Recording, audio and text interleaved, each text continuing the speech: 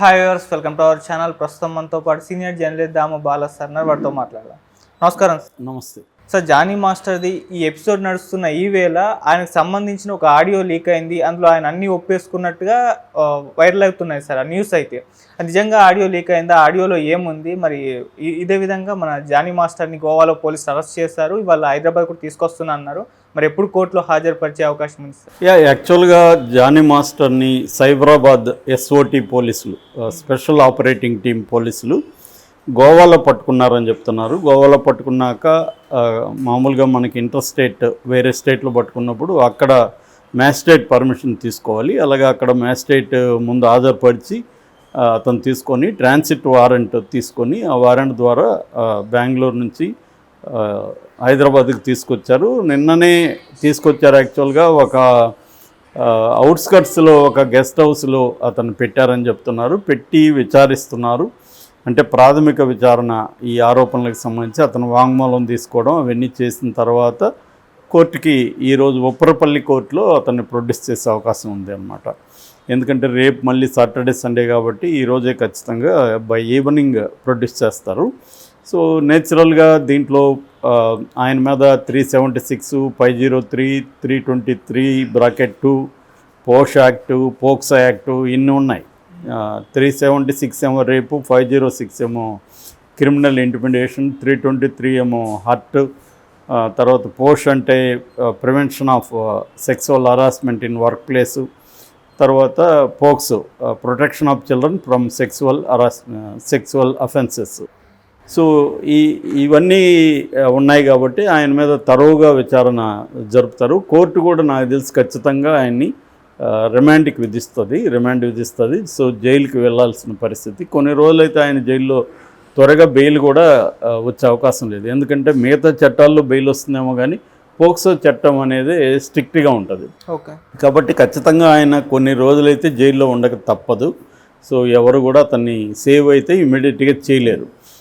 ఎందుకంటే పోక్సో చట్టం పెట్టకపోతే పరిస్థితి వేరు. పోక్సో చట్టం అనేది వెరీ స్ట్రిక్ట్. అది 2012లో వచ్చింది, మళ్ళీ 2019లో సవరణ జరిగింది. పోక్సో చట్టం ఏం చెప్తుందంటే ప్రధానంగా చిల్డ్రన్ని, అంటే 18 ఏళ్ళ లోపల ఉన్న పిల్లలు, మగవాళ్ళు కానీ అమ్మాయిలు కానీ ఎవరినైనా కానీ లైంగికంగా వాళ్ళ అనుమతితో కలిసినప్పటికి కూడా, వాళ్ళ అనుమతి తీసుకున్నా కూడా వాళ్ళతో లైంగికంగా కలిస్తే అది కిందకే వస్తుంది. సో ఆ రకంగా ఈ అమ్మాయి 17 ఏళ్ళ వయసులోనే ఇతను ఆ అమ్మాయిని లైంగికంగా చేశాడని ఇది అమ్మాయి ఆరోపిస్తుంది 2019లో. సో కాబట్టి ఇతని మీద పోక్సో పెట్టినప్పుడు దాన్ని తరోగా విచారించి అతనికి ఇదవుతుంది, రిమాండ్ వస్తుంది. దాని తర్వాత కస్టడీకి కూడా ఇస్తారు ఖచ్చితంగా. కస్టడీకి ఇచ్చినప్పుడు ఆల్రెడీ వీళ్ళు కొంత మెటీరియల్ గ్యాదర్ చేశారు. ఆ అమ్మాయి కొన్ని సాక్ష్యాలని సబ్మిట్ చేసింది. కొంతమంది ఆ అమ్మాయికి సంబంధించిన వర్క్ ప్లేస్లో ఉన్నవాళ్ళు, వీళ్ళిద్దరి విషయం తెలిసిన వాళ్ళు, వాళ్ళతో కూడా పోలీసులు మాట్లాడినట్టు తెలుస్తుంది. సో అంటే ముందుగా ప్రైమా ఫేసి ఎవిడెన్స్ని పోలీసులు కరెక్ట్ చేస్తారు. ఎందుకంటే ఎఫ్ఐఆర్ పెట్టారంటేనే ప్రైమా ఫేసి ఎవిడెన్స్ ఉందని అర్థం. దాని తర్వాత నెక్స్ట్ కేసు డైరీ ఇవన్నీ కోర్టుకు సబ్మిట్ చేయాల్సి ఉంటుంది. రేపు కస్టడీకి అడగాలంటే కూడా వీళ్ళ దగ్గర తగిన ఇన్ఫర్మేషన్ ఉండి, ఇదిగో ఈ ఇన్ఫర్మేషన్ ఉంది, ఇది కావాలి, ఇట్లాంటి దానికి సంబంధించి అతని ఇది మేము అడగాలి అనేది కోర్టుకి చెప్పాల్సి ఉంటుంది, ఇంకా విచారించాల్సి ఉంటుంది.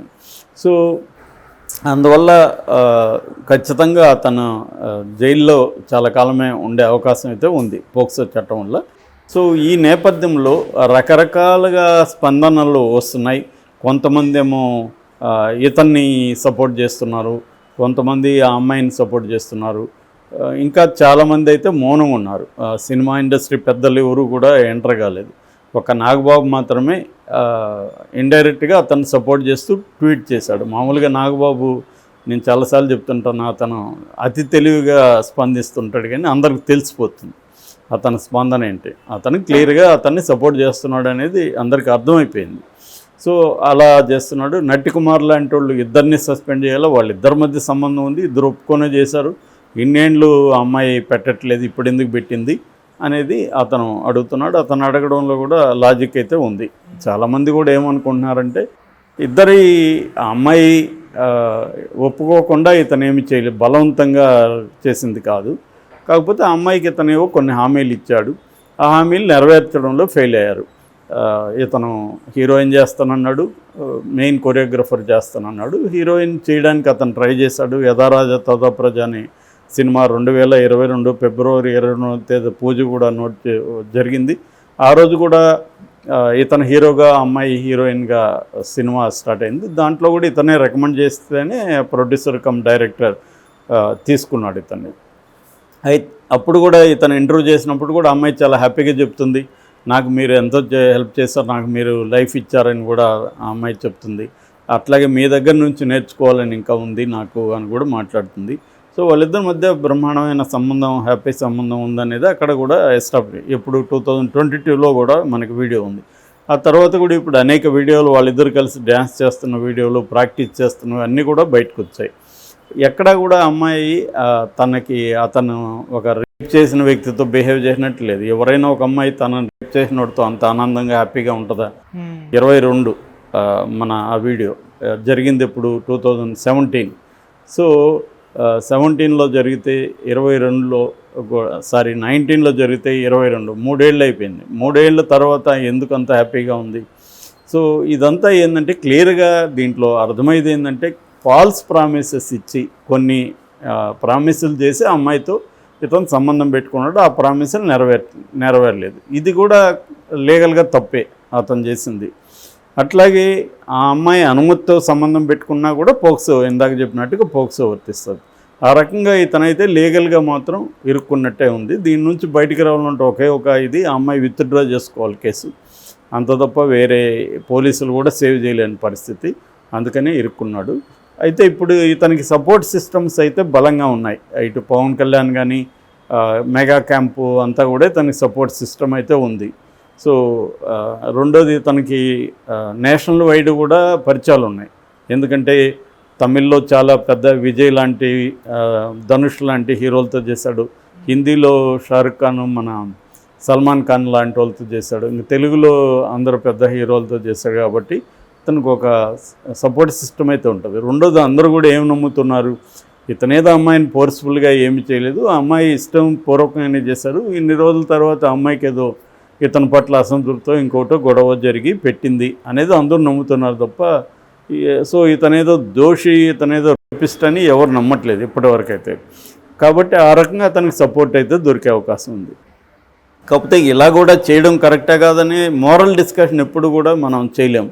లీగల్గా ఇతను చేసింది తప్ప కాదనేది కోర్టులో తేలాలి. లీగల్గా అయితే ఇతని మీద పెట్టిన కేసులు అయితే వాళ్ళు ఏమి కావాలని పెట్టిన కేసులు అయితే కాదు. క్లియర్గా చట్టం ఏం చెప్తుందో దాన్ని బట్టే వాళ్ళు పెట్టారు. ఆ అమ్మాయి మైనర్గా ఉన్నప్పటి నుంచే ఇతను అమ్మాయితో అఫైర్ ఉంది కాబట్టి పెట్టారు. రెండోది ఆ అమ్మాయి నన్ను రేప్ చేశాడు అన్నారు కాబట్టి 376 కూడా పెట్టారు. కాబట్టి పోలీసుల్ని మనం ఏమి దీంట్లో తప్పుపట్టడానికి లేదు. కరెక్ట్గానే వాళ్ళు సెక్షన్లో పెట్టారు. సో ఇతను ఇప్పుడు ప్రూవ్ చేసుకోవాల్సి ఉంటుంది. అసలు ఆ అమ్మాయికి నాకు సంబంధం లేదు, లైంగిక సంబంధం అని తను ప్రూవ్ చేసుకోవాలి. సో ఈ నేపథ్యంలో ఒక ఆడియో లీక్ నిన్నటి నుంచి బయటకు వచ్చింది. ఆ ఆడియో ఇతందని కొంత పత్రికలు రాస్తున్నాయి కానీ ఇతంది కాదు, నేను విన్నాను. అది ఏంటంటే ఛాంబర్లో జరిగిన చర్చ మీద ఒక వ్యక్తి, ఆ వ్యక్తి ఎవరో కూడా తెలీదు, ఆ వ్యక్తి ఇంకొక వ్యక్తితో మాట్లాడుతున్నాడు. అదేంటంటే ఛాంబర్లో ఇలా జరిగింది. ఎందుకంటే ఈ అమ్మాయి 2 వారాలకు ముందే పోలీసులకి కేసు ఫిర్యాదు ఇచ్చిన 2 వారాలకు ముందే ఛాంబర్లో కంప్లైంట్ చేసింది. ఛాంబర్లో చేసిందేమో లైంగికంగా నన్ను రేప్ చేశాడని, ఇంకోటి చేయలేదు, వర్క్ ప్లేస్లో అరెస్ట్ చేస్తున్నాడు అనేది చేసింది ఛాంబర్లో. అప్పుడు ఆ ఛాంబర్లో ఆ మీటింగ్లో పాల్గొన్న ఒక వ్యక్తి ఇంకొక వ్యక్తితో మాట్లాడుతున్నాడు. అదేంటంటే ఇది చాలా సెన్సిటివ్ కేసు, మీరు బయట ఎక్కడ మాట్లాడకూడదు, వాళ్ళ పేర్లు యూజ్ చేయొద్దు. Damodar Prasad film chamber president ఆయన క్లియర్గా చెప్పాడు అని దీని గురించి ఒక హెచ్చరిస్తున్నాడు. అంత తప్ప దీంట్లో అతను నిజంగానే చేశాడనో ఇదనో ఎవరు చెప్పలే. సో సినిమా ఇండస్ట్రీలో ఏంటంటే బయట వాళ్ళకి తెలియకపోవచ్చు కానీ సినిమా ఇండస్ట్రీలో ఏం జరుగుతుందో జనరల్గా అందరికీ తెలుసు.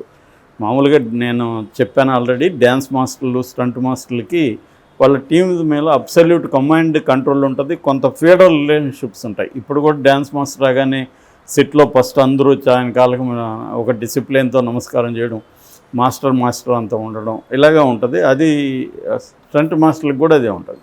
అందువల్ల వాళ్ళు ఒక యూనిటీని, ఒక కంట్రోల్ని పెట్టుకొని నడుస్తూ ఉంటాయి. ఆ ఫెడరల్ రిలేషన్షిప్సే ఉంటాయి. మనకు రాకేష్ మాస్టర్ వీడియోస్ చాలా చూసాం కదా, వాళ్ళ శిష్యుడిని ఎలా చేశాడు. అందువల్ల వీళ్ళు కొట్టడం, అరవడం ఇవన్నీ కూడా చేస్తుంటారు. ఓకే. అది ఇంకా డెమోక్రటైజ్ కావాలా, మరి maybe it takes a lot of time. So ఈ క్రమంలో ఇతను ఖచ్చితంగా అమ్మాయిని తను అమ్మాయి ఒక ఎదగాలనుకునే దీన్ని ఉపయోగించుకొని పెళ్ళయి 2 పిల్లలున్నా కూడా ఇతను అమ్మాయితో అఫేర్ పెట్టుకున్నట్టయితే తెలుస్తోంది. సో ఆ యాంగిల్లో చూసుకున్నప్పుడు ఇతను చేసింది ఖచ్చితంగా లీగల్గా అయితే తప్పు. మరి ఏం